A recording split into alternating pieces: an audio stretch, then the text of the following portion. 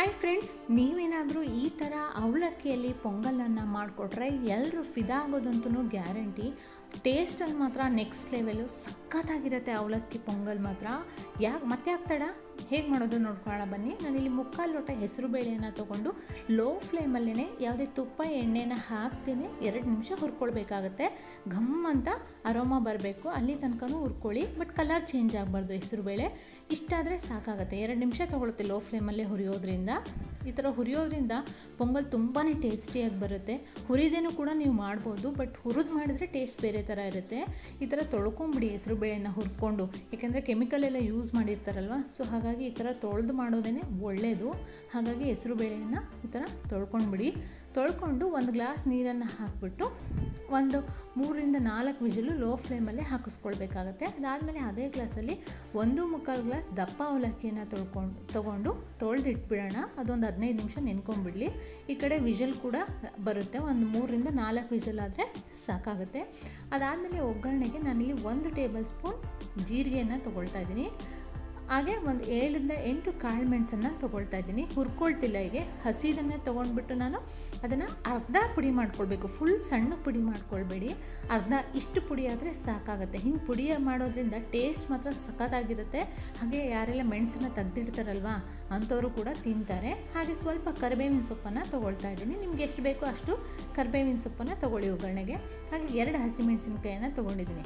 ಖಾರಕ್ಕೆ ಆಲ್ರೆಡಿ ಕಾಳು ಮೆಣಸನ್ನು ಹಾಕಿರೋದ್ರಿಂದ ಇಲ್ಲಿ 2 ಮೆಣಸಿನ್ಕಾಯಿನ ತೊಗೊಂಡಿದ್ದೀನಿ ನಾನು. ಅದನ್ನು ಸಣ್ಣದಾಗಿ ಕಟ್ ಮಾಡ್ಕೊಳ್ಬೇಕು. ಈ ಥರ ಸಣ್ಣದಾಗಿ ಕಟ್ ಮಾಡಿಕೊಂಡು ಅದಾದಮೇಲೆ ಅರ್ಧ ಇಂಚು ಶುಂಠಿಯನ್ನು ತುರಿದಿಟ್ಕೊಂಡಿದ್ದೀನಿ. ಸ್ವಲ್ಪ ಹಸಿ ತೆಂಗಿನಕಾಯಿ ಹಾಗೆ ಸ್ವಲ್ಪ ಕೊತ್ತಂಬರಿ ಸೊಪ್ಪನ್ನು ಹೆಚ್ಚಿ ಇಟ್ಕೊಂಡಿದ್ದೀನಿ. ಈಗ ಒಂದು ಬಾಣಲಿಗೆ ಒಗ್ಗರಣೆಗೆ 2 ಟೇಬಲ್ ಸ್ಪೂನ್ ಎಣ್ಣೆಯನ್ನು ಹಾಕ್ಕೊಂಡಿದ್ದೀನಿ. ಬೇಕಾದರೆ ನೀವು ತುಪ್ಪನೂ ಹಾಕ್ಕೊಳ್ಬೋದು. ಅದಕ್ಕೆ ಸ್ವಲ್ಪ ಹೆಚ್ಚಿಟ್ಟಿರೋ ಹಸಿಮೆಣಸಿನಕಾಯಿ, ಕರಿಬೇವಿನ ಸೊಪ್ಪು ಹಾಗೆ ತುರಿದಿರೋ ಶುಂಠಿಯನ್ನು ಹಾಕ್ಕೊಂಡು 1 ನಿಮಿಷ ಫ್ರೈ ಮಾಡ್ಕೊಳ್ಬೇಕಾಗತ್ತೆ. ಶುಂಠಿ ಹಾಕೋದ್ರಿಂದನೂ ಅಷ್ಟೇ ಪೊಂಗಲ್ ಸಖತ್ ಟೇಸ್ಟ್ ಕೊಡುತ್ತೆ. ನೀವು ಹಾಕಿ ನೋಡಿ, ಬೇಕಾದರೆ ಶುಂಠಿ ತಿಂದೇ ಇರೋರು ಕೂಡ ತಿಂತಾರೆ, ಅಷ್ಟು ಚೆನ್ನಾಗಿರುತ್ತೆ ಪೊಂಗಲ್ ಮಾತ್ರ. ಈ ಥರ ಒಂದು ನಿಮಿಷ ಫ್ರೈ ಮಾಡ್ಕೊಂಬಿಡಿ. ಅದಾದಮೇಲೆ ಜೀರಿಗೆ ಮತ್ತು ಮೆಣಸನ್ನು ಪುಡಿ ಮಾಡಿಟ್ಟಿದ್ವಲ್ಲ ಅದನ್ನು ಹಾಕ್ಬಿಟ್ಟು ಮತ್ತೆ ಒಂದು 30 ಸೆಕೆಂಡ್ಸ್ ಫ್ರೈ ಮಾಡ್ಕೊಳ್ಳಿ, ಸಾಕಾಗುತ್ತೆ. ಅದಾದಮೇಲೆ ಬೆಂದಿರೋ ಹೆಸರು ಬೇಳೆ ಹಾಗೆ ನೆಂದಿರೋ ಅವಲಕ್ಕಿಯನ್ನು ಹಾಕ್ತಾಯಿದ್ದೀನಿ. ಅವಲಕ್ಕಿಯನ್ನು ಜಾಸ್ತಿ ನೆನೆಸ್ಬೇಡಿ, ಒಂದು 15 ನಿಮಿಷ ನೆನೆಸ್ಬಿಡಿ. ಹಾಗೆ ಒಂದು 1/4 ಟೇಬಲ್ ಸ್ಪೂನ್ ಅರಿಶಿನ ಪುಡಿಯನ್ನು ಹಾಕ್ಕೊಂಡು ಚೆನ್ನಾಗಿ ಮಿಕ್ಸ್ ಮಾಡ್ತಾಯಿದ್ದೀನಿ. ಸ್ವಲ್ಪ ನೀರನ್ನು ಕೂಡ ಸೇರಿಸ್ಕೊಳ್ಳಿ. ಈ ಕನ್ಸಿಸ್ಟೆನ್ಸಿ ಇದ್ದರೆ ಸಾಕು, ತುಂಬ ಗಟ್ಟಿ ಬೇಡ.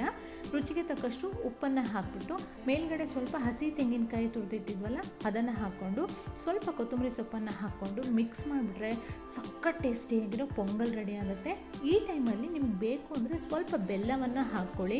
ಬೆಲ್ಲ ಹಾಕೋದ್ರಿಂದನೂ ಅಷ್ಟೇ ಟೇಸ್ಟು ಇನ್ನೊಂಚೂರು ಎನ್ಹಾನ್ಸ್ ಆಗುತ್ತೆ. ತುಂಬ ಟೇಸ್ಟಿಯಾಗಿರುತ್ತೆ ಪೊಂಗಲ್ ಮಾತ್ರ. ಹೇಳ್ತಾ ಇದ್ದೀನಲ್ಲ, ನೆಕ್ಸ್ಟ್ ಲೆವೆಲು ಆ ಥರ ಇರುತ್ತೆ. ಆ ಜೀರಿಗೆ ಮೆಣಸನ್ನೆಲ್ಲ ಕುಟ್ಟಿ ಪುಡಿ ಮಾಡಿರೋದ್ರಿಂದ ಆ ಟೇಸ್ಟ್ ಎಲ್ಲ ಅದರಲ್ಲಿ ಮಿಕ್ಸ್ ಆಗಿಬಿಟ್ಟು ತುಂಬ ಚೆನ್ನಾಗಿರುತ್ತೆ. ಕೊನೆಗೆ ಸ್ವಲ್ಪ ತುಪ್ಪದಲ್ಲಿ 1 ಟೇಬಲ್ ಸ್ಪೂನ್ ತುಪ್ಪದಲ್ಲಿ ಗೋಡಂಬಿಯನ್ನು ಫ್ರೈ ಮಾಡಿ ಹಾಕ್ಕೊಂಬಿಡಿ. ನಿಮಗೆ ಸಖತ್ ರುಚಿಯಾಗಿರೋ ಅವಲಕ್ಕಿ ಪೊಂಗಲ್ ರೆಡಿ ಆಗೋಗುತ್ತೆ. ಇದನ್ನು ಸ್ವಲ್ಪ ರಾಯ್ತ ಜೊತೆ ತಿನ್ನಿರಿ, ಮೊಸರು ಬಜ್ಜಿ ಮಾಡ್ಕೊಂಡು ತಿನ್ಬೋದು, ಇಲ್ಲ ಪ್ಲೇನ್ ಮೊಸರು ಜೊತೆನೇ ತಿನ್ಬೋದು. ಇವತ್ತೇ ಈ ರೆಸಿಪಿಯನ್ನು ಟ್ರೈ ಮಾಡಿ ಹೇಗಿತ್ತು ಅಂತೇಳಿ ಕಮೆಂಟ್ ಬಾಕ್ಸಲ್ಲಿ ತಿಳಿಸೋದನ್ನು ಮರಿಬೇಡಿ. ಹಾಗೆ ಇನ್ನೂ ಯಾರೆಲ್ಲ ಸಬ್ಸ್ಕ್ರೈಬ್ ಆಗಿಲ್ಲ ಪ್ಲೀಸ್ ಸಬ್ಸ್ಕ್ರೈಬ್ ಮಾಡ್ಕೊಳ್ಳಿ. Thank you for watching.